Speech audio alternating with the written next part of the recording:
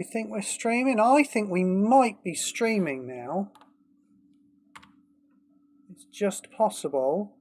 Oh, hello. Yeah, and I reckon if I click this, I might be able to actually hear myself. I might be able to. Yeah, I can. I'm streaming. Look at me. Hey, it only took 10 minutes to get going. Look, I know I said I was going to junk Streamlabs and find some new software, but obviously I'm not going to do that in the space of one day. I'm going to junk Streamlabs.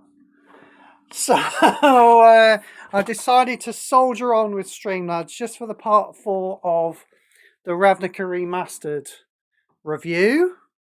That's pleasing to say, isn't it? Ravnica Remastered review.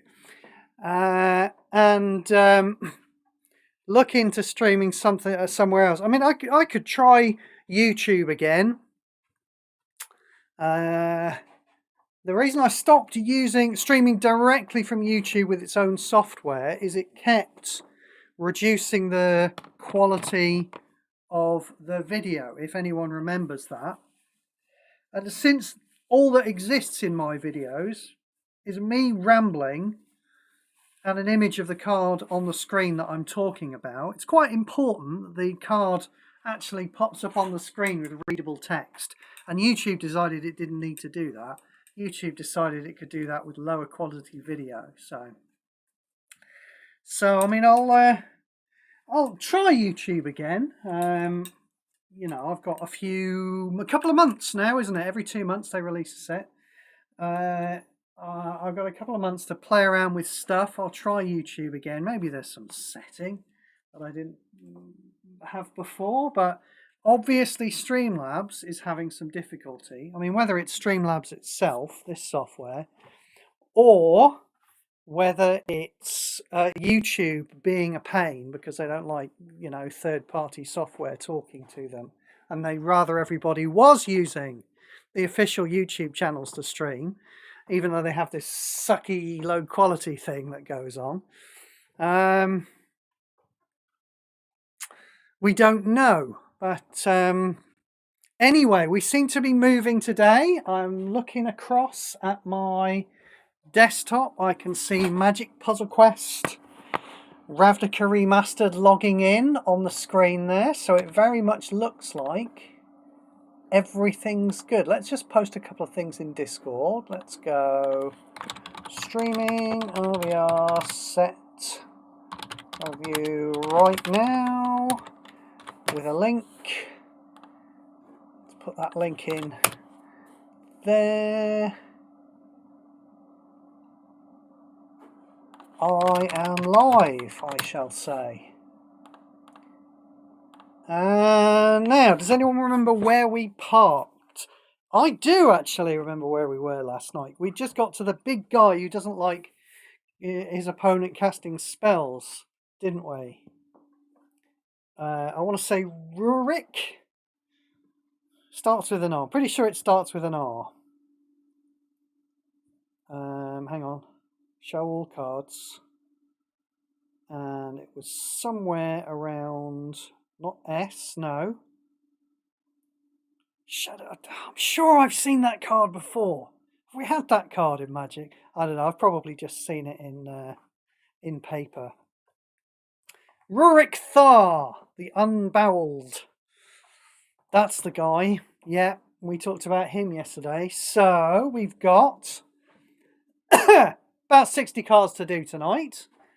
Let us crack on with it. And we move on to Sapphire Drake, 15 mana 4/4. That's not good. Not a good start.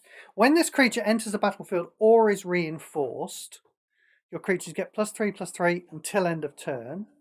Right? I mean, if you know, 15 mana 7/7 permanently, you know, we would have talked about that being, you know, somewhere in high shit tier, wouldn't we? But until end of turn, it's a 15 mana 4/4, I'm afraid. At the beginning of the combat on your turn, buffed creatures you control gain flying. Right, well, I mean, terrible for a rare, isn't it? Slightly better than you might expect for an uncommon, but, you know, not to the degree that we care. Scab Clan Mauler, When this creature deals combat damage to your opponent's planeswalker, this creature gets +2/+1. Oh, it just keeps growing and growing. Yeah, let's see some more commons like that. It's better than a lot of commons, isn't it? Rubbish, but better than a lot of commons. Somewhere in mid-shit tier, that one. Scion of Vitu Ghazi. When this creature enters the battlefield, create 2 Griffin tokens. They are 2/2s. At the beginning of your turn, populate. We had one of these before, didn't we? It created 2 knights, I want to say. Just going to have a quick scan back through the... No, I can't see it. Oh, the thing to do is search for populate, isn't it? Yeah, that will do it. Rootborn defences, that's what I'm thinking of. Okay, so this gets to be... No, that wasn't what I was thinking of then. Oh, I don't know what I was thinking of then. I was thinking of another creature. This is a creature that...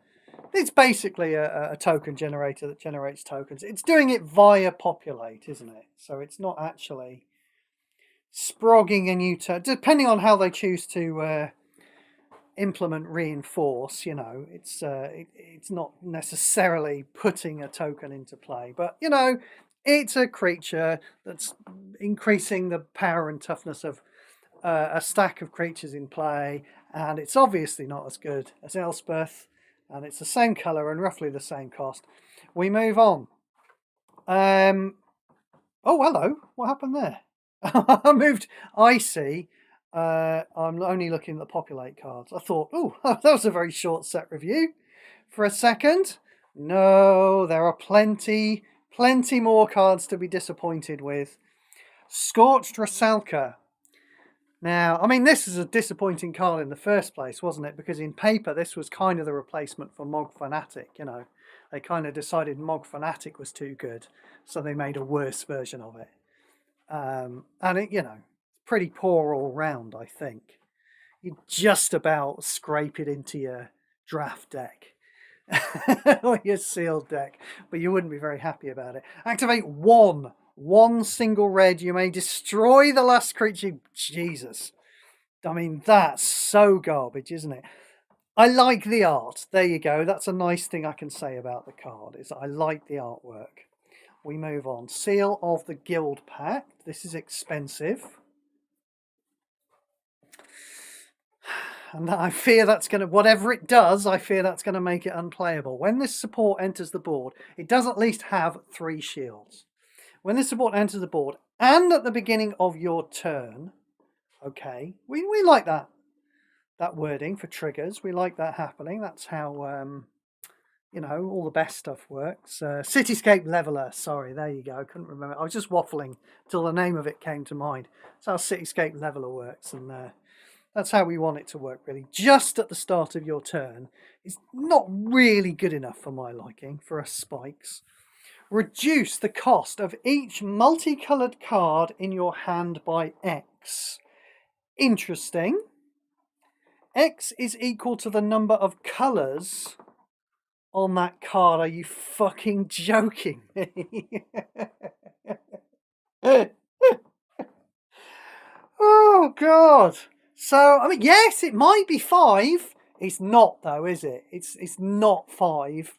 In the vast majority of cases, it's not 5, is it?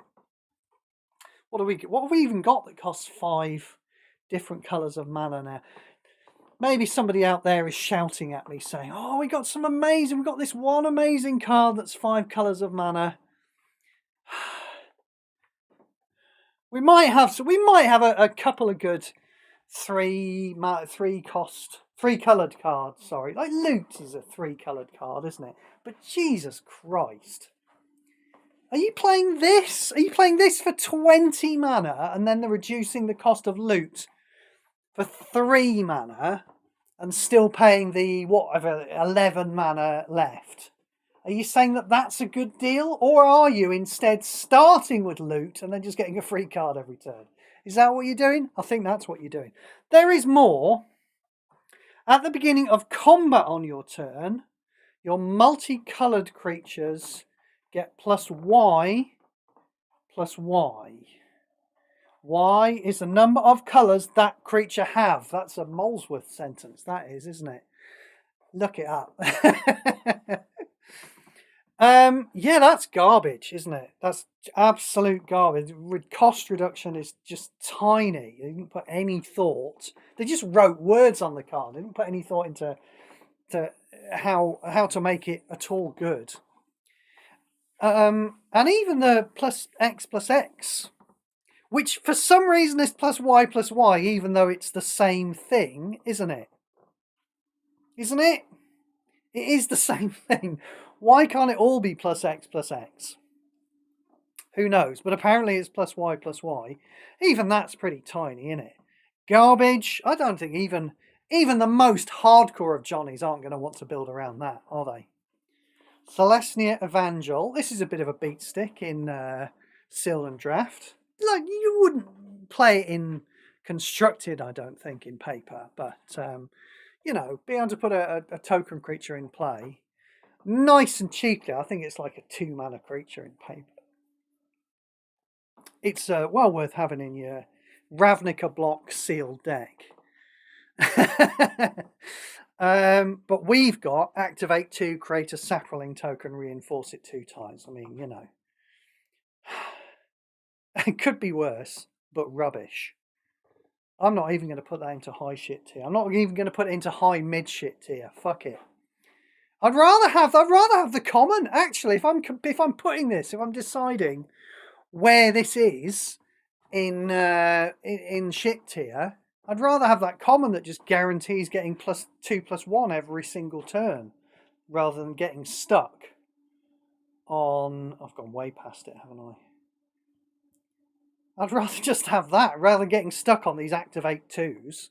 Celestia Guildmage, obviously, I mean, that really is a beat stick in paper, Sealed and Draft, but I've got to stop talking about that kind of thing. But obviously it's crap because it's a Guildmage. And that, of course, is followed, as all the Guildmages are. He says, just rambling. The crap Guildmage in this set is also always followed by a crap Signet. Sepulchral Primordial, thank God. These have been alright, haven't they? Well, I say alright. The blue one was alright. Why does it keep knobbing off into the background?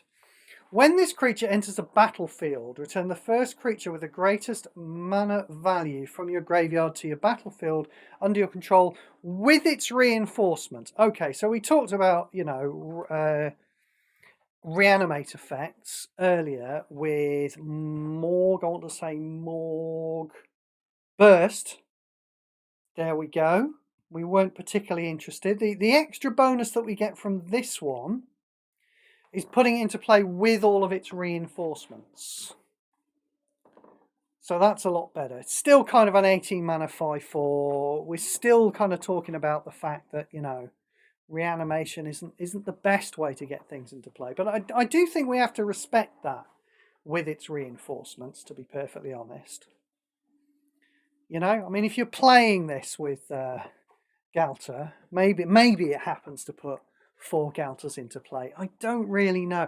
I'm not sure if you get that much of a kick putting this in your deck with Grist when you could just be playing with all good creatures that do all good things. But I don't know.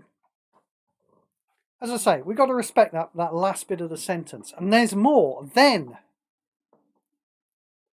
Wow, okay, hang on a second, there's even more that I wasn't expecting. Then, return the first creature with the greatest mana value from your opponent's graveyard to the battlefield under your control with its reinforcements. Okay, this is now my favourite card of the set.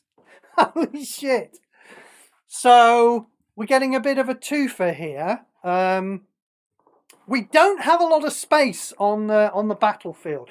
Thinking about the ceiling of this guy's power level is nice, isn't it? Because we're almost in, you know, breach the multiverse territory, aren't we? Because, you know, we're getting 1 card from my graveyard, 1 card from your graveyard.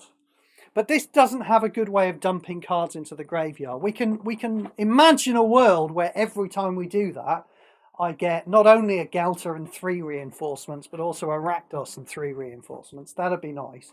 But this doesn't actually dump cards into its graveyard itself. How do we solve that problem? Why? By playing it in the same deck as Breach the Multiverse. I mean, we're starting to be really onto something here, aren't we? So if we ignore the 3 creature limit on your side, it's always just going to be freaking amazing, I think. If you play a Breach the Multiverse and you get this out, there's almost certainly going to be something else in your graveyard that you wanted to pull out. Something else in your opponent's graveyard that you wanted to pull out. It all sounds superb, doesn't it?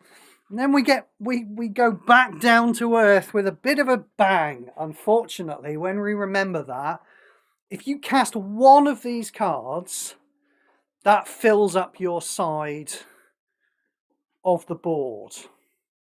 It's just creatures. Breach the Multiverse is fetching... Does it fetch supports or Van? It fetches... Should we go and have a look?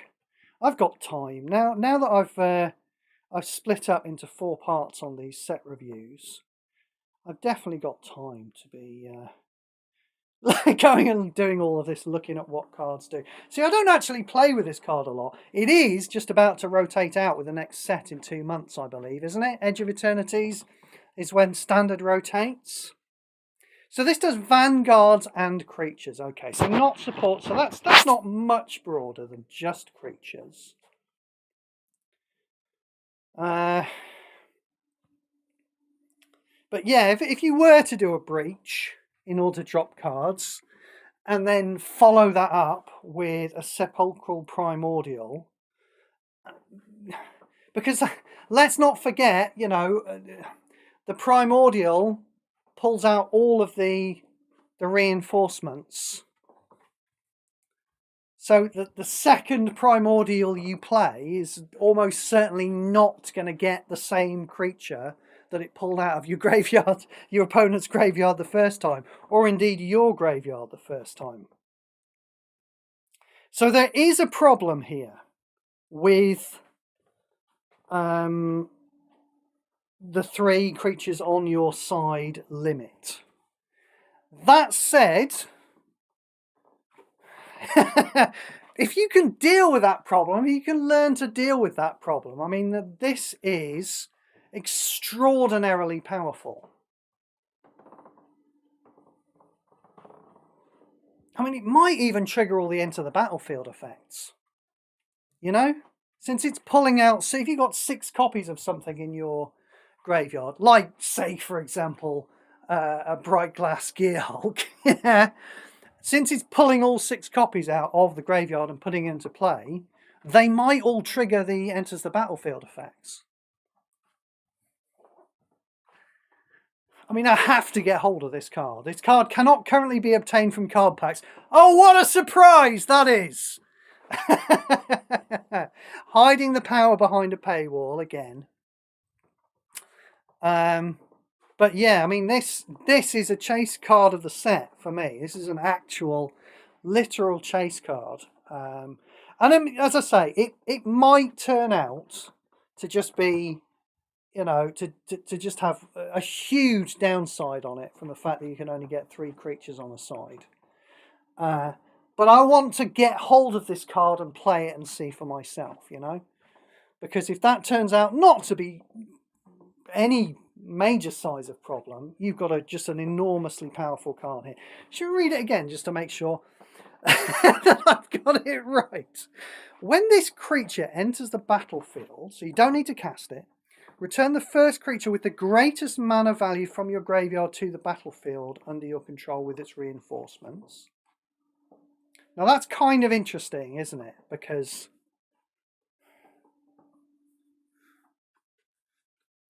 you can do something with that.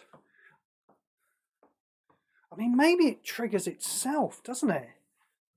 If you're not playing with Gal, let's say the largest other creature in your deck is Rakdos, and you have dumped it. You've just dumped a bunch of cards into your graveyard, and the largest creature in your graveyard is this one, then it triggers its... Oh, but again... I'm doing it again, aren't I? If I play this and it triggers to fetch extra copies of itself, if I put 6 of these in play, I don't get anything more than putting 1 of these in play, do I? Because I've only got room for 1 large creature and all its reinforcements from my graveyard, and 1 large creature from Greg's graveyard and all its reinforcements. Technically, I suppose you could get 2 from the same graveyard. I've got to stop musing about this card because I don't know how it works, and I can't get my brain around how much of a downside it is, but it looks stunning, doesn't it?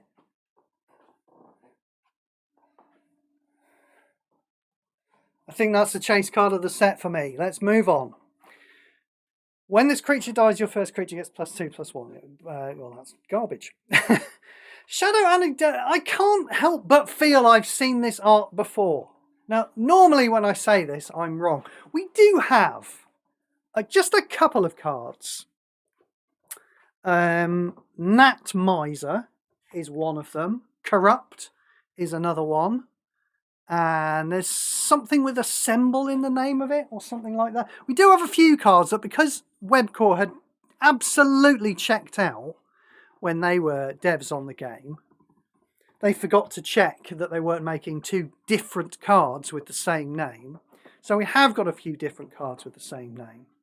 So that always makes me think that it's possible. But usually I'm wrong. Whenever I've thought this about Webcore, I'm usually wrong, and it's just something with a similar name. I mean, we've got thousands of bloody goblins doing this and that in the game, haven't we? Anyway, obviously I like the art. When a black creature enters the battlefield under your control, type creature gains menace. Rubbish, yeah, okay.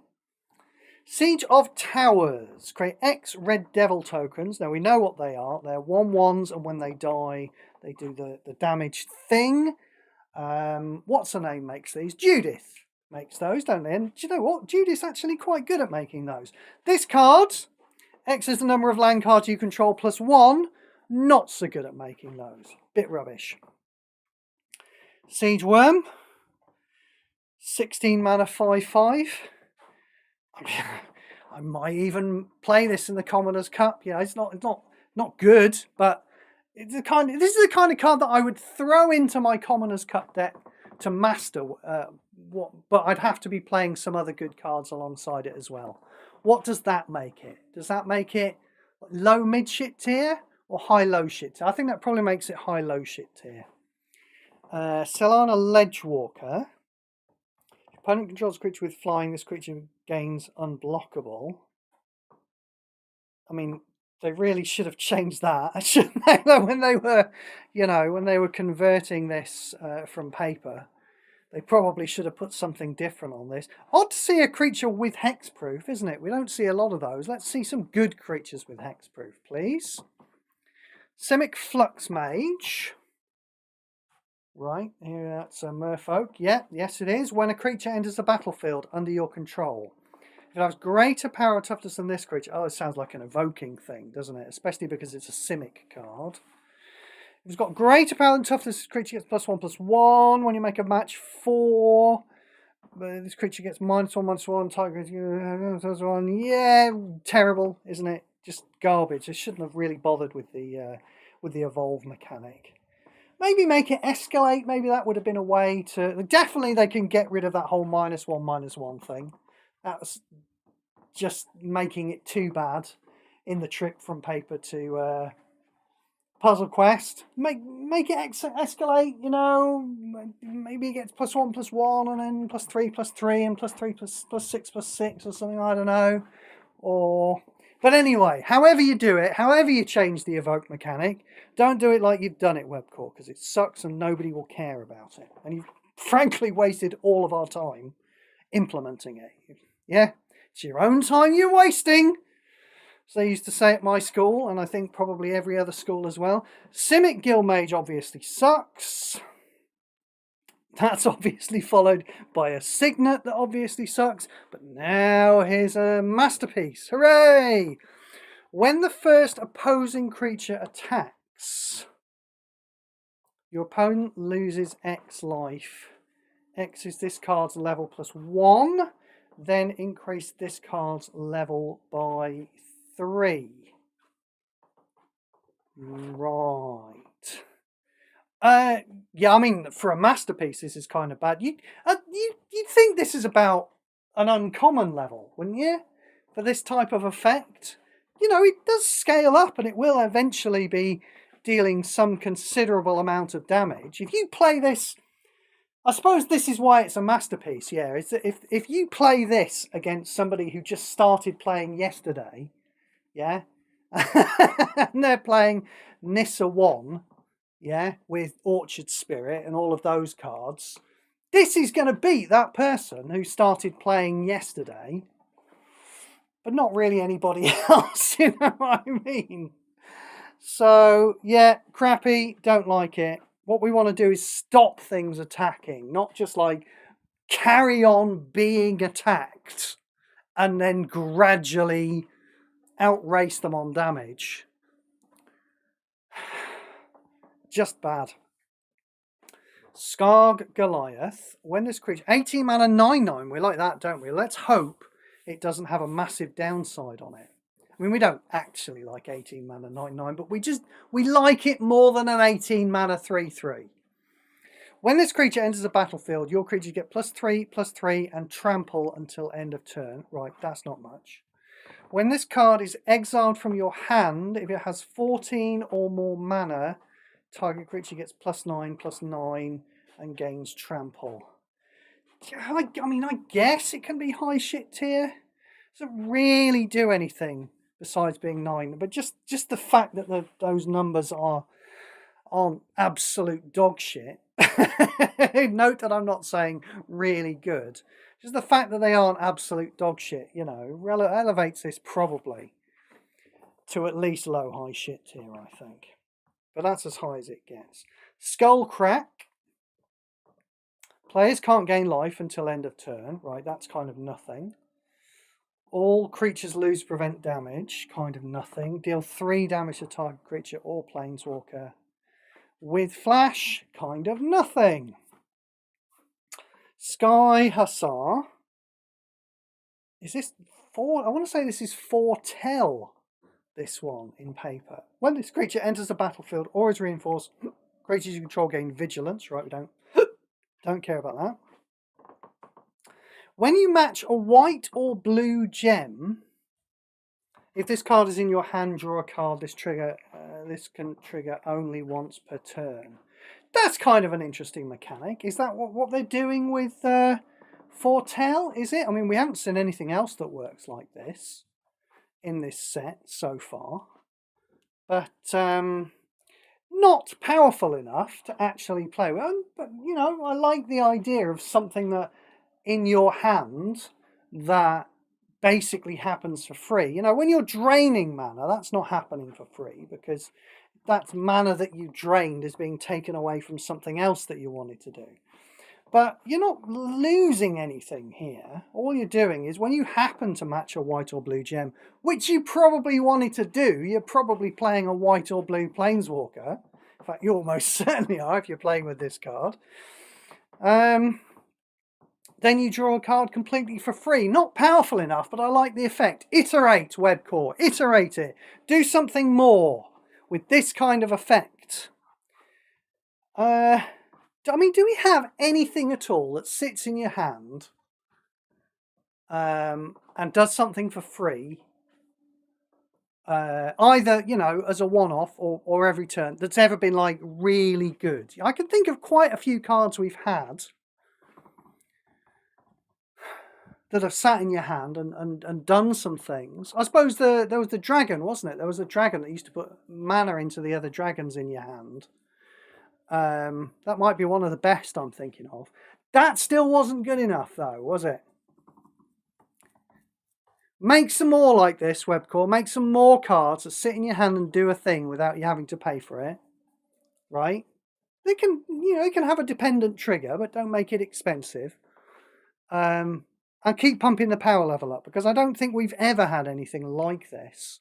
There used to be a creature, didn't there, that sat in your hand and gave things -1/-1. That might have even drained mana as well. You know?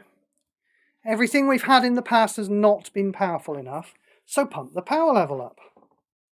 At the beginning of combat, your first creature gets +1/+0.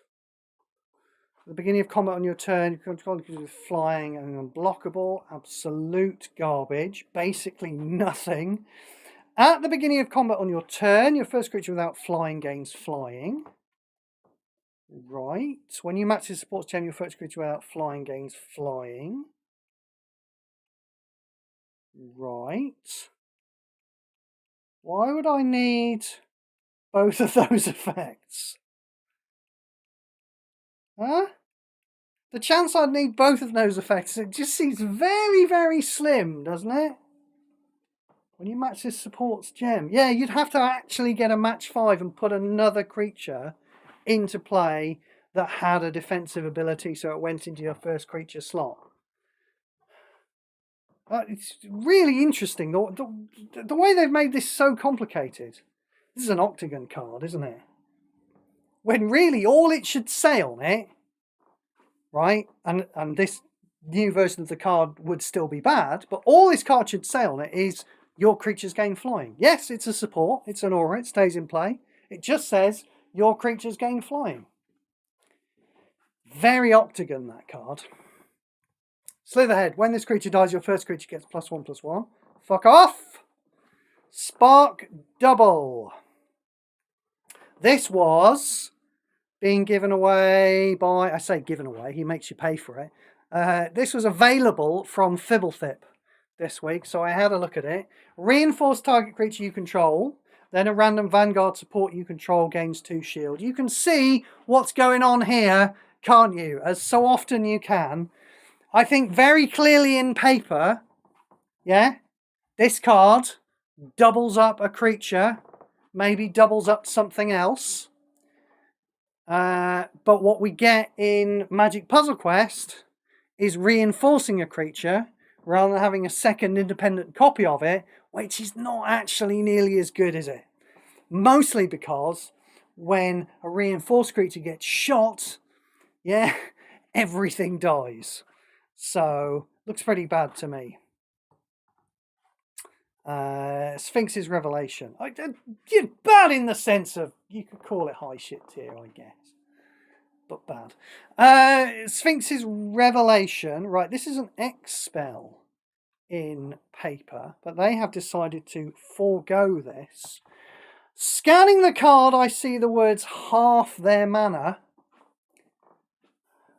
I mean, I think they seem to have learnt the lesson, don't they, that Webcore did, that they shouldn't write the words full mana on so many cards, and they should write the words half mana on cards instead. The problem is, I mean, they're still doing it. Webcore stopped writing full mana on cards, but, sorry, Octagon stopped writing full mana on cards, but Webcore, they give us loads of cards like this that say half mana, yeah, and then they just carry on printing cards like this that just go, oh yeah, have it for free, and have a bunch of extra stuff as well. Have something from your opponent's graveyard, and a bunch of extra stuff there as well.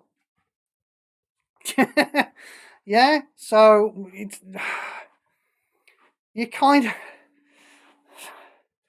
I mean, they are kind of stuck, you know. They can either nerf everything that says full mana on it, and they created the problem themselves by making so many things that said full mana on it. And that wouldn't be popular now. Or they can just leave them as they are, spend the next 3 years making shit cards, and we won't care about any of those cards because we'll be playing with the cards that do say full mana on it.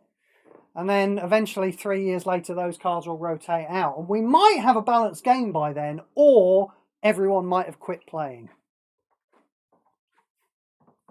Pick 2 of the first 4 cards from your library. Fetch those cards and destroy the others. Those cards gain half their mana. Not enough. Gain X life, X the amount of mana your cards would gain. I'm guessing that means the amount of mana your cards do gain. Just just not good enough in a world of golden wishes and breach the multiverses. Just not good enough. And do you know what I'm going to say? Even when those things rotate, you know, I think we're going to be playing with the blue primordial more than we're playing Sphinx's Revelation that is in this very set. Stab wound. Beginning of your opponent's turn, your first opposing creature gets -2/-2, then your opponent loses 2 life. Okay.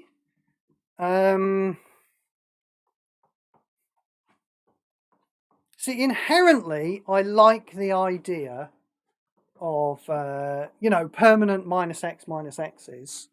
But when it comes to whether I'd actually play them or not, I don't think I ever would, you know. This one's obviously not powerful enough. If you made it powerful enough to take down a Galter, it would be too powerful. So, you know, maybe there's just inherent problems with -X/-X's. I guess what you should do with -X/-X's then in that, you know, given that you can't balance them if that's what all the cards doing, is you put them on a Vanguard, I guess, you know, and make the Vanguard do something else that's really good. But Stab Wound in and of itself, nope. Stalking Vengeance, 21 mana 5/5. We're not that interested in that. When a creature dies, deal X damage to your opponent's planeswalker. X is that creature's power. I don't think we care about that. Do we? It seems too expensive.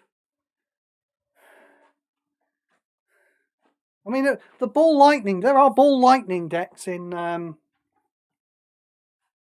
Legacy. I don't know if people are still playing those. They used to be kind of, you know, fast for when people were doing speed challenges. People would use like Ball Lightning and like damage doublers. Don't know if Ball Lightnings are still being played, but those decks didn't need this, and I don't think they would play this even if they wanted to. Looks kind of bad to me. You know, in a high shit tiery way. Sunhome Stalwart. What the hell is that? Mentor! Blimey, we haven't seen that for a while, have we? When this creature attacks your other creatures with power lower than this creature's, which is not much stuff, is it? I mean, putting Mentor on a 2/2 creature is kind of wasting everybody's time, isn't it? Again, do the Johnnies give a shit? Are the Johnnies rushing out to go, oh, I'm going to build around Sunhome Stalwart and I'm going to figure out how to pump its power and toughness so its Mentor effect is relevant? No, but I want to just put it onto a large creature and see. Oh, and by the way, make sure that large creature does something else as well. Yeah, put it on Rakdos rather than having Rakdos double its fucking power all the time. Rakdos is powerful enough just blowing shit up every turn without it doubling up when it's getting reinforced all the time. That's the kind of thing you give Mentor to. Still too good. Sword of the Params. When this support enters the board, and at the beginning of your turn, your first creature gets +3/+3. Yeah, just have it do it permanently. Then, the first multicolored spell card in your hand gains 5 mana. I think what we need to do here, with this, they've got this multicolored theme. I think what we need is a Swarm Yard, isn't it? I mean, we don't care about the first creature in our getting +3/+3. I think we need like a 7 mana card. This is 12 mana for gaining 5 mana a turn, but obviously probably not every turn, depending on how you've built your deck. I think we need something cheaper that puts mana into multicolored cards every turn. I don't know, maybe at 12 mana, maybe there are players out there who will like building for this. You know, we do have multicolored spells. I mean, we've just had Tarkir, haven't we, which has got a bunch of multicolored spells. We do have plenty of multicolored cards we're talking about, sorry, not spells. Do have plenty of multicolored things. I just think it's a bit of a whimsical thing to do, building a multicoloured deck, rather than it's ever going to be at all competitive. I don't know, maybe some people will like building around that. Generally doesn't seem good enough to me. Sylvan Primordial, right, well, we've certainly seen one of these we like now. Let's have a look at this one. This is a 6/8 with reach. That's a bad start. When this creature enters the battlefield or attacks, fetch the first land support from your library and do not put it into play. Right. Well, that's rubbish. Then destroy a random opposing support.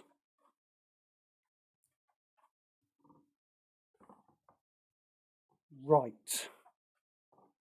I mean, it's obviously not Rakdos, is it? Don't really like the way it's fetching land supports and then not paying for them. Do you? Do you like that? You do have lands. Oh, I mean, you've got to call this high shit tier, haven't you? But yeah, I mean, you've pretty got to call this very high shit tier, to be honest. As a 6/8 that's you know, destroying a support every single turn, it is going to kind of drop dead. I'd much prefer it if it didn't have. They should give it reach and vigilance. They should give more creatures with reach vigilance. That way they can block, but they don't have to block, you know. I would like it a bit better then. So we'll put it in high shit tier, but nope. Taste for Mayhem. This is a lot more expensive than it is in paper, I'm sure. 14 mana.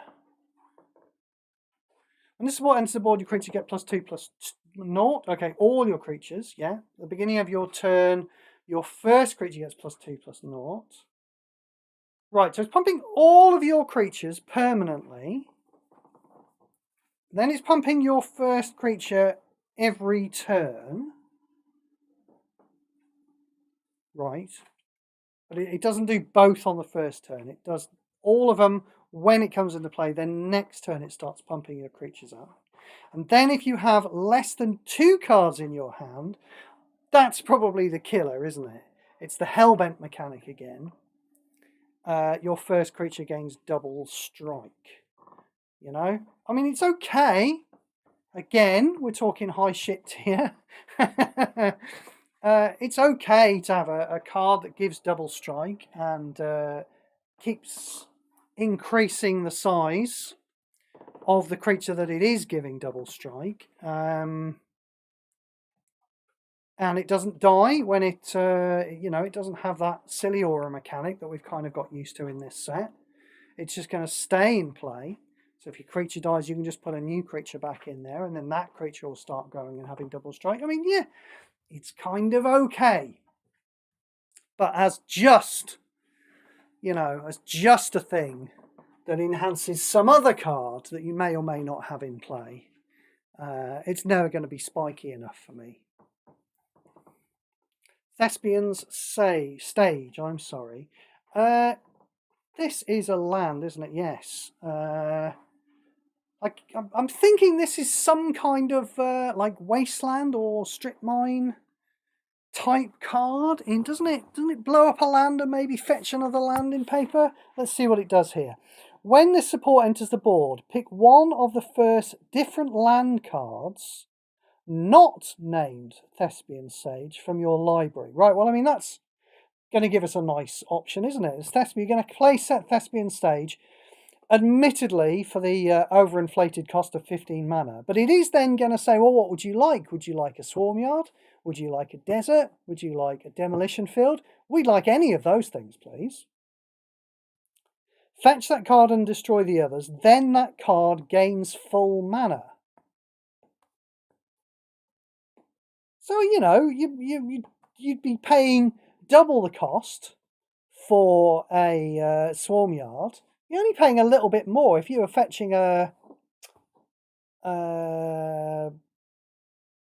Demolition Field or a Desert. They cost like 12 and 13, I believe. You're only paying a little bit more. That card gains full mana. At the beginning of your turn, convert 2 gems to one of the colours of your greatest mana bonus. I feel we're getting close here to something that I might actually like. I mean, we do have lands that fetch lands, don't we? We've got the fetch lands from Puzzle Masters 2. They're a little bit cheaper at 12 mana. They tend to fetch 2 different lands from your deck. Although they're a little slower, aren't they? If you're playing this to put a demolition field online, it's online next turn, isn't it? But if you play a fetch land, Puzzle Masters 2 fetch land, it's going to fetch at the end of the turn, isn't it? And then you cast the demolition field the next turn, and then it's online the turn after that. So this is faster than one of those fetch lands. Although you'd think that those fetch lands have got more power, haven't you? Because they're fetching 2 lands. They've got a mana field on them, those ones, whereas this is just doing a convert 2. It's not a great amount of conversion, isn't it? Convert 2. It's interesting, though.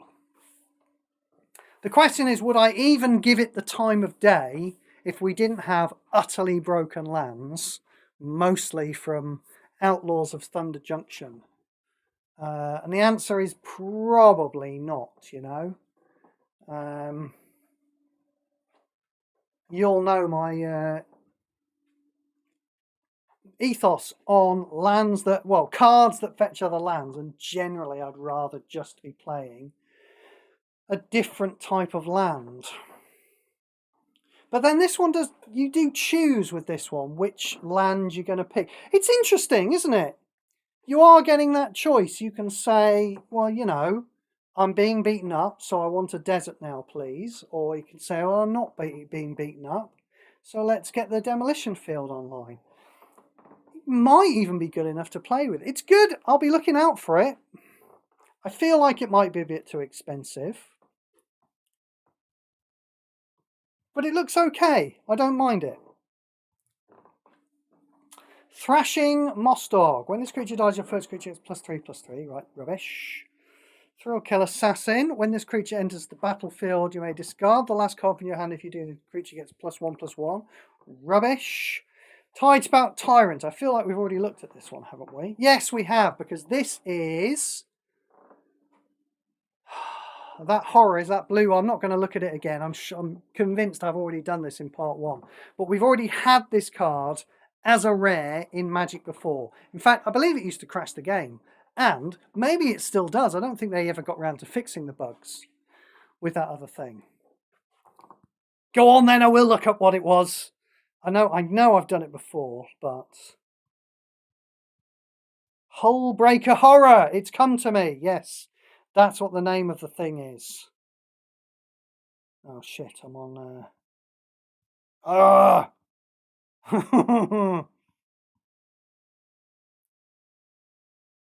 Hullbreaker Horror. Can't have its mana drained or raised, apparently. Okay, right, fair enough. When you cast a spell, return a creature or support. Yeah. And we have got Tidespout Tyrant.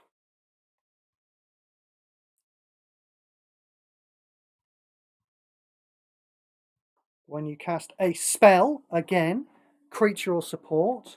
Right. But this one can only trigger 2 times a turn. And I don't really see why, to be perfectly honest. I really wanted to like Hullbreaker Horror, and honestly, if it hadn't been bugged for so long, maybe I wouldn't have given up on it. However, that was then, this is now, there's been power creep.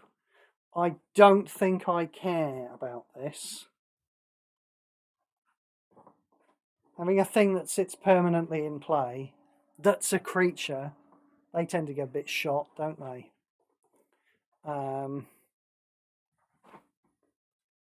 You know, I like my demolition field, obviously, but I don't think I care about Tidespout Tyrant in this day and age. Again, you knock yourself out. If you like the look of it, knock yourself out, go build with it. Maybe you can cheat it into play so you're not paying 21 mana. Sure, there are ways of doing that these days. Tin Street Dodger. Activate 2 red. This creature gets +1/+0. Yeah, rubbish. To arms! Creatures you control get +2/+2. And Vigilance, Reach, and Lifelink. Until the beginning of your next turn. Rubbish! Undiscovered Clues. I see the words half and mana there at the end of this card. Fetch up to the first 2 different spell cards from your library that are not named Undiscovered Clues. Create a copy of those cards in your hand. Then those cards gain half their mana. Right, let's just go and have a look at... what was it called? I've already completely forgotten what it was called. Sphinx's Revelation. 2 of the first 4 cards, those cards gain half their mana, and gain X life for 16 mana at rare, blue and white. And now here we have for 19 mana,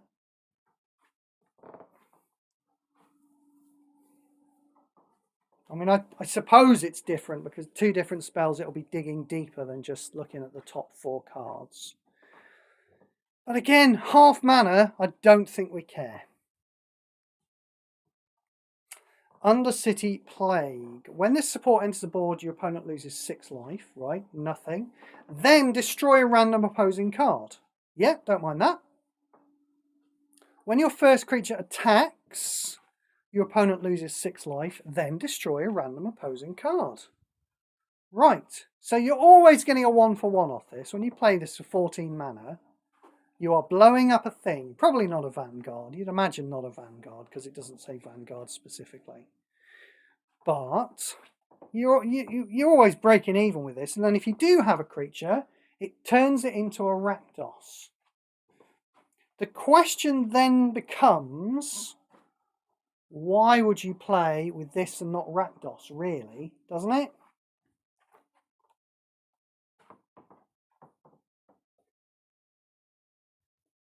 Yeah? I mean, you can say, Steve, but you can put this on an Overlord of the Flood Pits. I bet you like that, don't you? But then to that, I immediately say, well, look, instead of playing with Undercity Plague and Overlord of the Flood Pits, I could play with Rakdos and Overlord of the Flood Pits. You know? I'm not sure why. It's good. You can't, look at this card that's blowing up a card every single turn and say it's not good. But we have better. And then I'm afraid there's this extra little kick in the balls at the end of the card. When your first creature dies, destroy this support. I mean, that makes it quite flimsy, I'm afraid.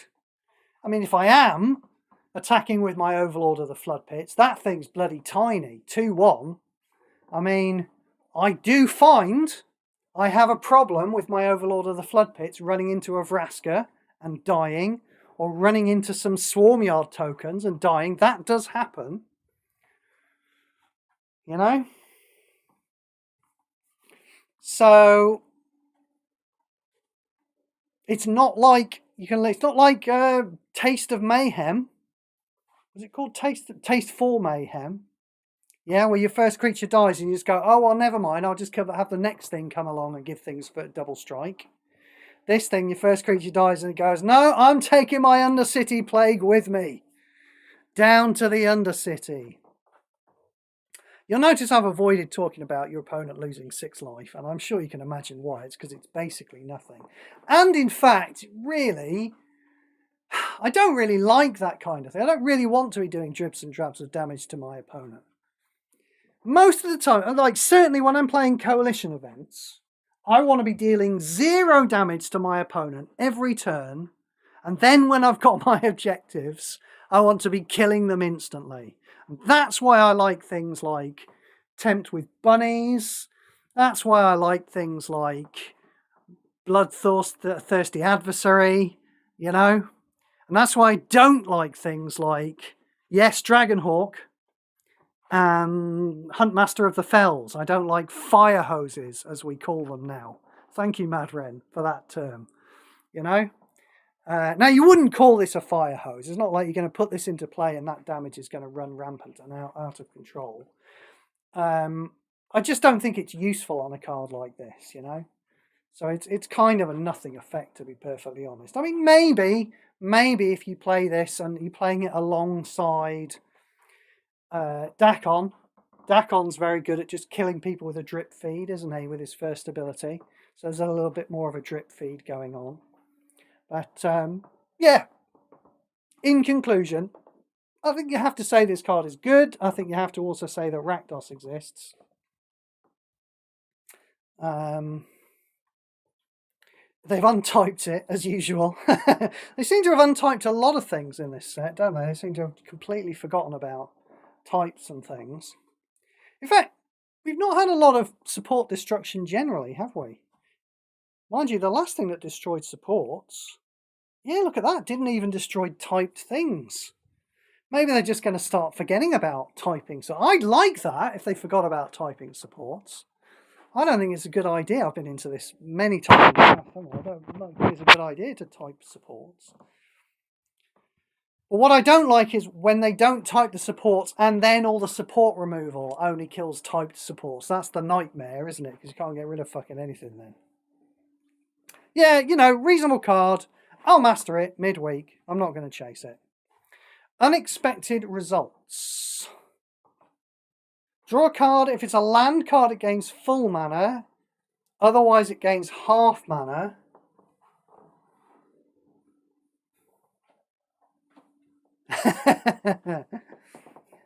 I mean, no. I think you've got to say no, haven't you? There's one of these in Legacy that draws a card and gives it full mana. I'll have that, thanks very much. But no, I'm not sure I care about drawing a card and it getting half. This is especially when I could be playing with Phenomenon Investigators, for God's sake. For only, is that 11 mana? It's cheap. It's like 11, maybe 13 at the outside. It's very cheap, Phenomenon Investigators. Don't think we like that. Urban Evolution. Draw 3 cards and the first land card in your hand that can gain mana gains full mana.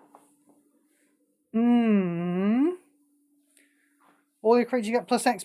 X is the number of cards in your hand. This is very mid, isn't it? It's very mid.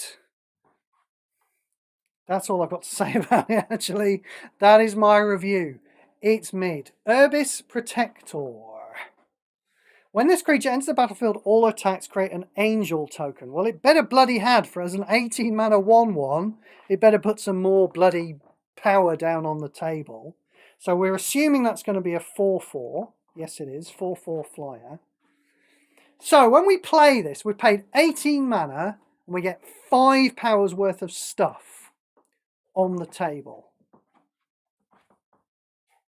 which is still not good enough for 18 mana, really. And then when you make a white match by swap for the first time during your turn, creating an angel token.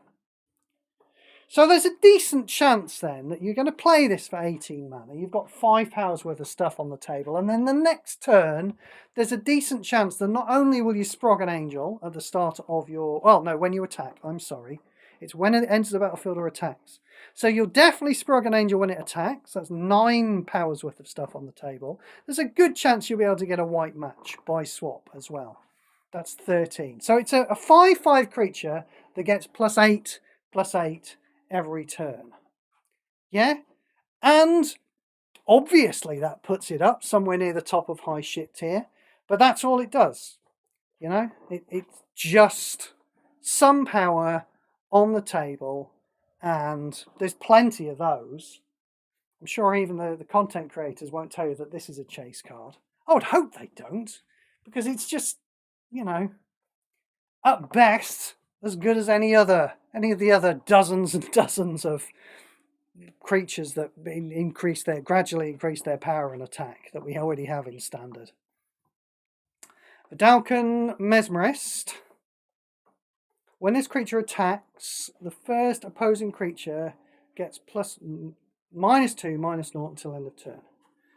Garbage. Vanadi, Shieldmate. 2/2 with Vigilance. Wow. I mean, that's some bad, isn't it? Voice of Resurgence. What have we got here? When your opponent casts a spell, create a Herd of Elephants token. I'm just going to go over to my PC, type in Voice of Resurgence. Yeah, I had a funny feeling that might be the case. You see, in paper, a spell is a card.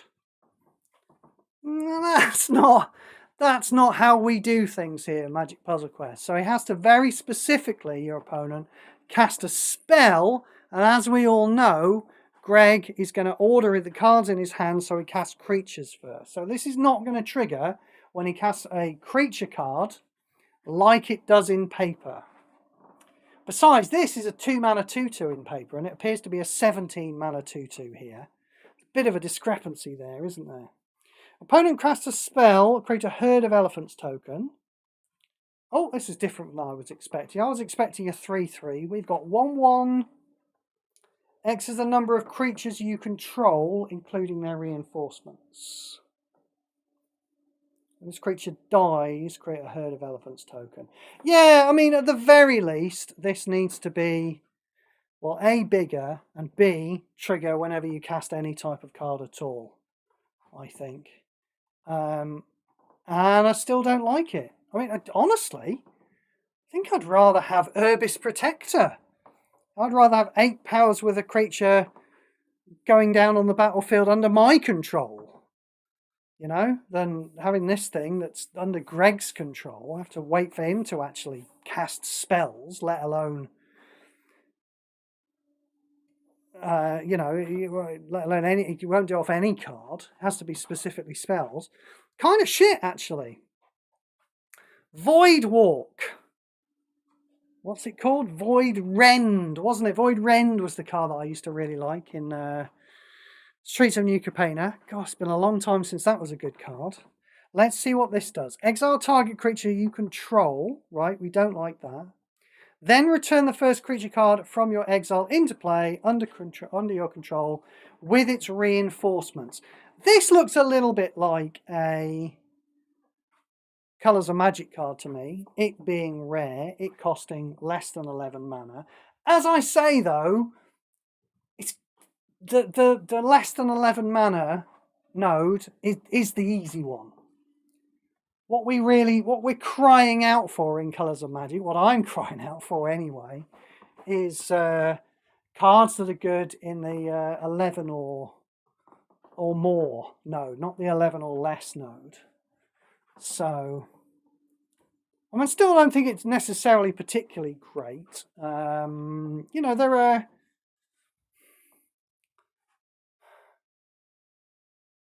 there planeswalkers who exile a bunch of stuff? I mean, you could say that Karn 1 exiles, doesn't he? For only the low cost of 4 loyalty, he exiles 3 cards every time he uses first ability, which is something you want to do because it increases his mana bonuses. Personally, the only reason I don't use Karn 1 in Colours of Magic is because I've already got 3 decks there. I'm too lazy to rebuild decks. But no, I think, having said that, I think I still would be just circumventing the entire game like I am at the moment and playing with Quintorius canned. Because, you know, we've got this problem in Colours of Magic with control being way too good at the moment. Trying to play fair is a mug's game, I think, in Colours of Magic these days.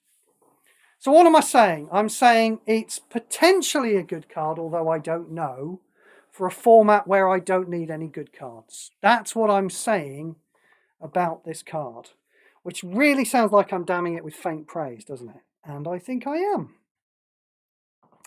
Voyager's Staff. This is a 1 shield, 3 mana support. When this support leaves the board, you may exile target creature you control.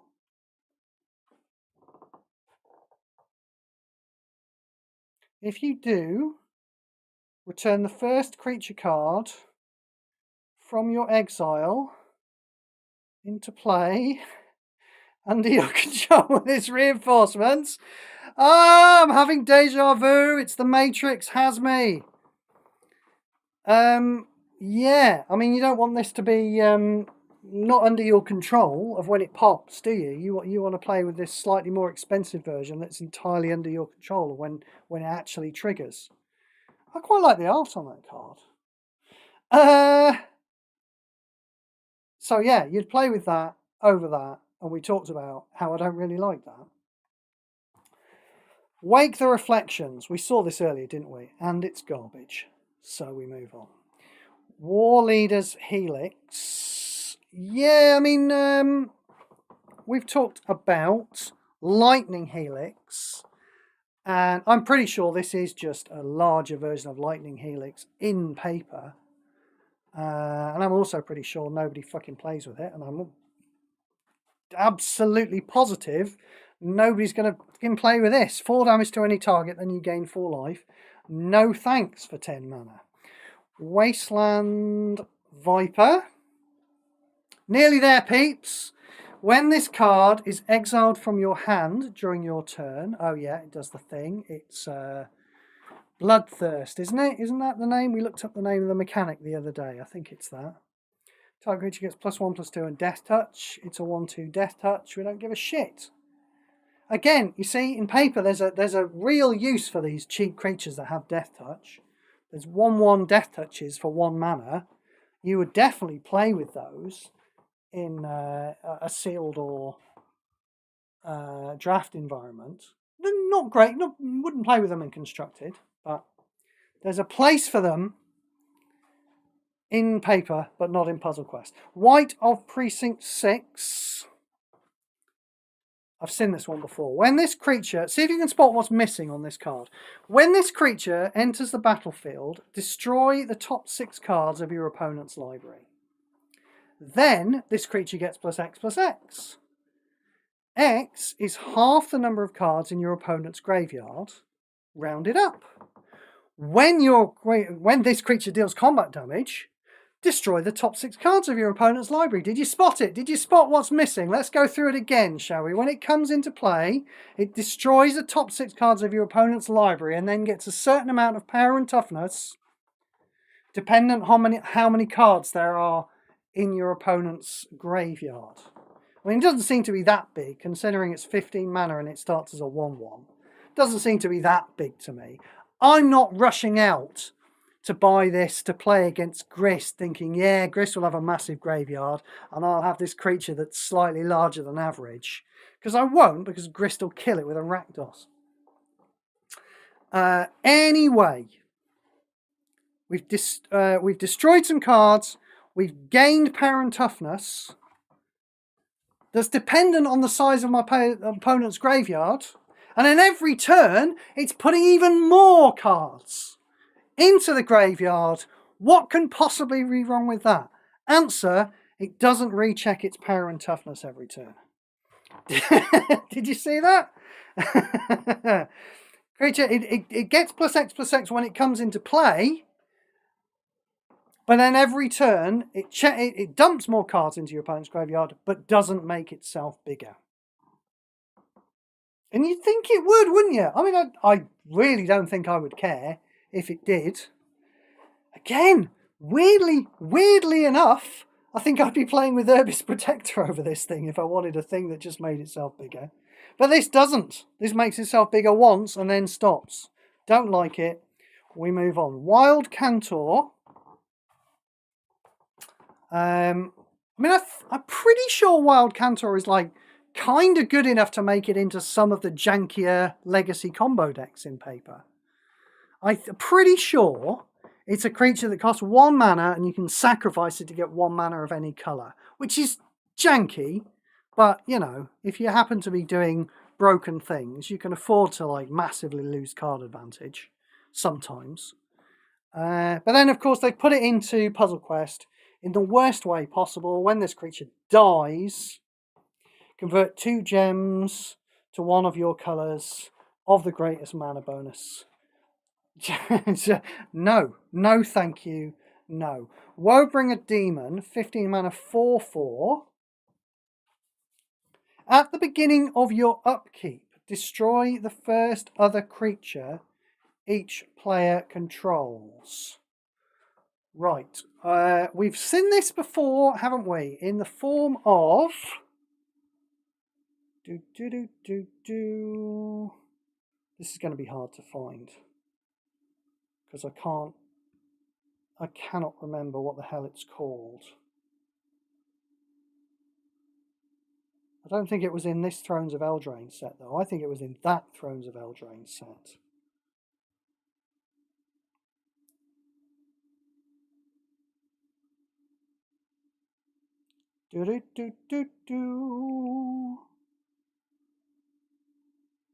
Rankle! Master of Pranks! That's what it was called before. Yeah? Whenever this creature deals combat damage, destroy the last creature each player controls that is not named Rankle Master of Pranks. So I've played with this in a format before. I wasn't particularly happy about it, but I have played in a format with this before. And then it does some stuff at the bottom that's not particularly interesting. Yeah, more cards in your hand, your opponent. Each player discards a card. Otherwise, each player loses 6 life and draws a card. It's not really interesting, the stuff at the bottom. The relevant thing really was just the fact that it kills a creature on both sides of the board, not including itself, every single turn. And that is what we've got here. But it's smaller, it doesn't have haste. And like I say, I didn't really like playing with Rankle in the old days. I'm trying to think why I was playing with Rankle in the old days. I'm pretty sure it was an Ob Nixilis deck. It must have been some kind of irritating event that I specifically needed. I feel like it was like the Grand Tournament or the Colossal Tussle or something silly like that. Who knows? I'm afraid I cannot bring to mind why I'd want to be playing with this creature. But it's as much of a pain in the arse, even back in the old days when it was Rankle. It was a pain in the arse then, it will be a pain in the arse now. You know, because yes, you want to kill one of your opponent's creatures every turn, but you certainly don't want one of your creatures to die every turn. So I can't see much room for this in the Silver Cup, the Silver Jewel, sorry, which is most obviously where it would get played. Because let's face it, that event's a bit of a slog anyway. Would you want to play this, or would you want to play Grist? I'd want to play Grist. Or would you want to play Grist with this in it? I think I'd rather play Grist with this not in it. Thank you very much. This is not, 15 mana for a 4/4. Not very large. I mean, if it was Grist, you wouldn't really care about the cost so much, but you would care about the fact that it's only hitting for 4 every turn, then you've got to get a second copy of it before it's hitting for 8. Yeah. Not really good enough, I think. And are you impressed about the fact that I managed to get all the way through the review of that card without ever saying the name Rakdos once? I'm very proud of myself, to be honest. Wojek Bodycard. At the beginning of combat on your turn, if you control 1 or less creatures, this creature can't attack. Just the worst fucking thing in the world. Believe it or not, there was a time right at the beginning of the game. Sarah might remember this. There was a time right at the beginning of the game where it was possible to build actual beatdown decks. We would cram allies into a deck. You could play them with Gideon 1. You would try and win desperately before Kiora started doing just really obscene things with Prism Arrays and Drowners of Secrets. But that time of the game is long, long since past. So, put this in Origins in 2016 and maybe somebody might play with it. Wormweaver Coil. This is a 19 mana card. When this support enters the board, your first creature gets +6/+6.